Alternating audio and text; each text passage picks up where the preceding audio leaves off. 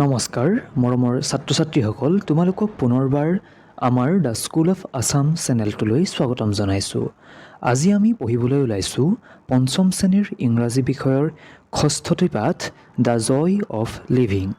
আহাচোন আমি পাঠটোৰ মূল বিষয়বস্তুলৈ আগবাঢ়োঁ। পাঠটোৰ নাম হৈছে the joy of living. The joy of living, joy মানে হৈছে আনন্দ, লিভিং মানে হৈছে জীয়াই থকা, অৰ্থাৎ জীয়াই থকাৰ আনন্দ। We all love games and sports. We watch them in the field, in the tracks, and in the television sports programs. These are some of the expressions that you may have heard. ইয়াত কৈছে যে আমি সকলোৱে games and sports, আমি সকলোৱে খেল ধেমালি ভাল পাওঁ। উই ৱাটছ দেম ইন দ্য ফিল্ড, আমি খেল ধেমালি ফিল্ডত কেতিয়াবা কোনোবাই খেলি থকা চাওঁ, ট্ৰেকত কোনোবাই দৌৰি থকা চাওঁ, টেলিভিশ্যন স্পৰ্টছ প্ৰগ্ৰেম, আমাৰ টিভিত যে বিভিন্ন ধৰণৰ দূৰদৰ্শনত বিভিন্ন ধৰণৰ যিবোৰ ক্ৰীড়া অনুষ্ঠান প্ৰদৰ্শন কৰে সেইবোৰ আমি চাওঁ। দিজ আৰ চাম অফ দ্য এক্সপ্ৰেশ্যনছ, ইয়াৰে কিছুমান খেলৰ বিষয়ে হয়তো আমি জানো বা আমি দেখিছোঁ বা আমি শুনিছোঁ বা আমি ক'ৰবাত চাইছোঁ। সেই খেলসমূহৰ বিষয়ে আমি কিনো পাঠটোতনো কি কি খেলৰ বিষয়ে আমাক কৈছে বা কিনো ক'ব বিচাৰিছে, আৰু খেলৰ লগতনো জীয়াই থকাৰ আনন্দ এই কথাষাৰ কেনেকৈ তেওঁলোকে সংযুক্ত কৰিছে আমি এবাৰ চাওঁ আহাচোন। আমি দেখিছোঁ যে এগৰাকী যুৱতী খেলুৱৈয়ে, এগৰাকী মহিলা খেলুৱৈয়ে দৌৰৰ ট্ৰেক এটাত দৌৰি আছে। পইণ্ট 8 লিখিছে যে with the last bit of strength Smita ran to the finish line. যে লাষ্ট বিট অফ ষ্ট্ৰেংথ মানে গাত থকা শেষৰকণ শক্তি প্ৰয়োগ কৰি স্মিতাই, এই যুৱতীগৰাকীৰ নাম স্মিতাই ফিনিছ লাইন মানে চূড়ান্ত লাইনডালৰ দিশে দৌৰিছে। এই দ্বিতীয়খন ফটোত এগৰাকী ছোৱালী আৰু এজন যুৱকে এজন শিশুৱে খেলি আছে। তেওঁলোকে ৰিং যে খেলে, ৰাবাৰ ৰিং, তোমালোকে খেলিছে চাগে, ইজনে সিজনলৈ ৰিংটো থ্ৰ' কৰিছে, দলিয়াই দিছে। তাৰ পৰৱৰ্তী ছবিখনত এগৰাকী ছোৱালীয়ে hit the ball over the net, lawn tennis খেলিছে হয়তো, লন টেনিছত তেওঁ নেটখনৰ ওপৰেৰে বলটো পাৰ কৰি দিছে, হিট কৰিছে, পাৰ কৰি দিছে। এতিয়া এই খেলসমূহৰ বিষয়ে আমি হয়তো দেখিছোঁ বা আমি কোনোবাই খেলিও পাইছোঁ। লন টেনিছ বাৰু কোনোবাই খেলি পাইছেনে আমাক জনাবাচোন কমেণ্ট ছেকশ্যনত। আমি এতিয়া মূল কথাখিনিলৈ আগবাঢ়োঁ, পাঠৰ যিখিনি মূল কথা। Read the following story about a boy named Tarun. তলৰ কাহিনীটোত তৰুণ নামৰ এজন ল'ৰাৰ বিষয়ে আমি পঢ়িবলৈ পাম। Tarun slowly took his football boots off, he was thinking of the next day's match. তৰুণে লাহেকৈ তাৰ ফুটবলৰ বুটছযোৰ খুলিলে আৰু পৰৱৰ্তী দিনা, নেক্সট ডে, তাৰ পৰৱৰ্তী দিনা এখন খেল আছে, তৰুণে সেই খেলখনৰ কথা ভাবি আছে। The inter school matches were going on, আন্তঃবিদ্যালয় খেলসমূহ চলি আছে। ইণ্টাৰ মানে আন্ত। Tarun's team had practised well, তৰুণৰ দলটোৱে খুব ধুনীয়াকৈ প্ৰস্তুতি কৰিছে। He was going to make sure he played well, তৰুণে খুব কথাটো ভাবি আছে যে সি যাতে ভালকৈ খেলখনত প্ৰদৰ্শন কৰিব পাৰে, সেই কথাটো সি মেক চিয়'ৰ, সি নিশ্চিত হৈ আছে। He would be playing for team A against team B of the neighbouring school, তৰুণে তাৰ স্কুলৰ টিম এৰ হৈ খেলিব আৰু প্ৰতিদ্বন্দ্বী টিম হ'ব সেই খেলখনত টিম বি, যিখন তাহাঁতৰ তাহাঁতৰ চুবুৰীয়া স্কুলখনৰ এটা বিদ্যালয়খনৰ এটা দল, যিটো টিম বি বুলি নামাকৰণ কৰা হৈছে, দল বিৰ বিৰুদ্ধে তাহাঁতি খেলিব। সি ভাবিছে tomorrow's match will be the most important one for team A, যে কালিলৈ খেলখন দল এৰ বাবে এখন খুব গুৰুত্বপূৰ্ণ খেল হ'বলৈ গৈ আছে। On the following day at 3 PM, পৰৱৰ্তী দিনা 3 বজাত, আবেলিৰ 3 বজাত, Tarun and his team went to the football ground, Tarun আৰু তাৰ দল ফুটবল খেলপথাৰলৈ গ'ল। Team B was already there, team B ইতিমধ্যে তাত আহি উপস্থিত হৈছিলে। দেয়াৰ প্লেয়াৰ্ছ লুকড কনফিডেণ্ট, সিহঁতৰ খেলুৱৈবোৰক খুব আত্মবিশ্বাসী যেন লাগিছিলে। The players of the two teams shook hand, খেলৰ আগত যে টিমবোৰে হেণ্ডশ্বেক কৰে, ইজনে সিজনৰ লগত বন্ধুত্বসুলভ আচৰণ কৰিবৰ বাবে হাতখন যে হেণ্ডশ্বেক কৰে, তেনেকৈ হেণ্ডশ্বেক কৰিছে।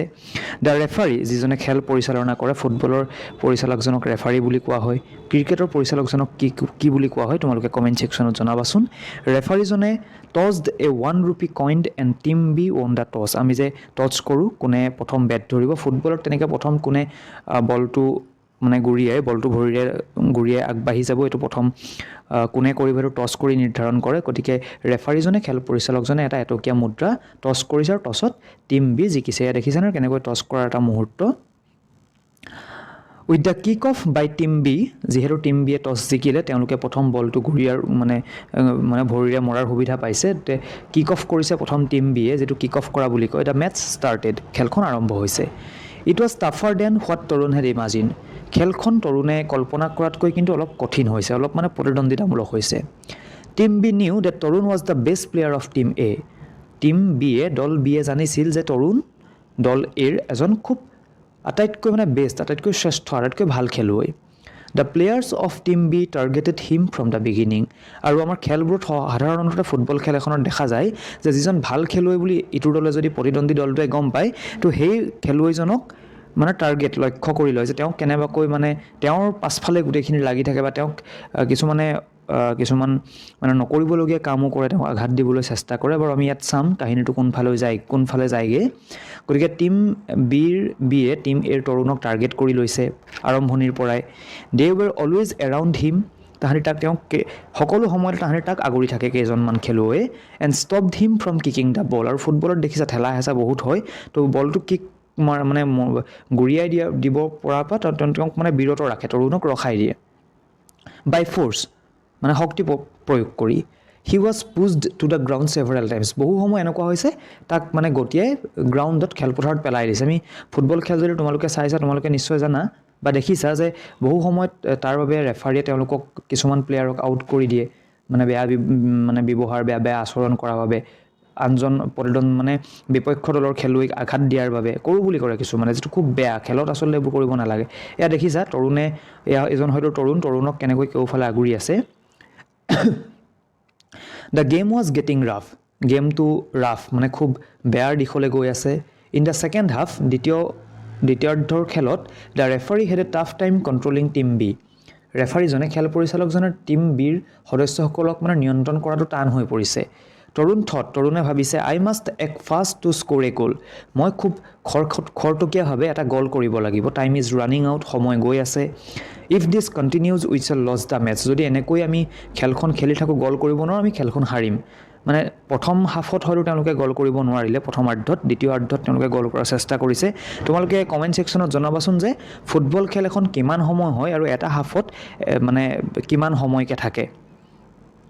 হি ran very fast and reached the ball তৰুণ খুব খৰতকীয়াকৈ দৌৰি বলটোৰ ওচৰ কাষ চাপিছে দ্য ফিল্ড ৱাজ ক্লিয়াৰ নাও ফিল্ডখন এতিয়া একদম মানে স্পষ্ট হৈ আছে তৰুণ বলটোৰ সৈতে দৌৰি আছে it was going to be a sure shot এইটো এটা নিশ্চিত গ'ল হ'বলৈ গৈ আছে বাট ছাডেনলি তৰুণ ষ্টপ হঠাৎ তৰুণ ৰৈ দিলে he did not kick the ball সি বলটো মাৰি নিদিলে both the team were surprised দুইটা দল আচৰিত মানে খেলপথাৰ সম্পূৰ্ণ মানে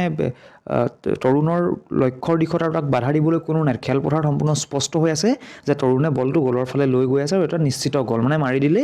গ'লটো গ'লপষ্টত সোমাব বাট তৰুণে নামাৰিলে কিয় নামাৰিলে সকলো আচৰিত হৈ গৈছে তৰুণ saw that the referee had not noticed the goalkeeper of team B lying injured near the goalpost তৰুণে লক্ষ্য কৰিলে যে খেলপথাৰত ৰেফাৰীজনে পৰিচালকজনে দেখা নাই যে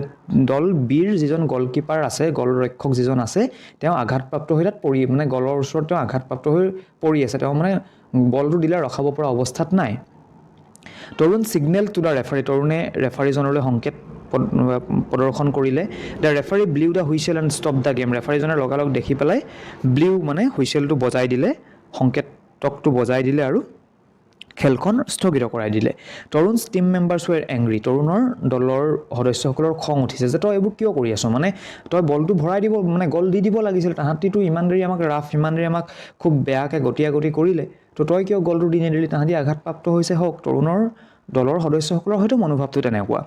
হোৱাই did not Tarun kick the ball তৰুণে কিয় বলটো নামাৰিলে it was going to be a sure goal এইটো এটা নিশ্চিত গ'ল আছিলে but the referee told the boys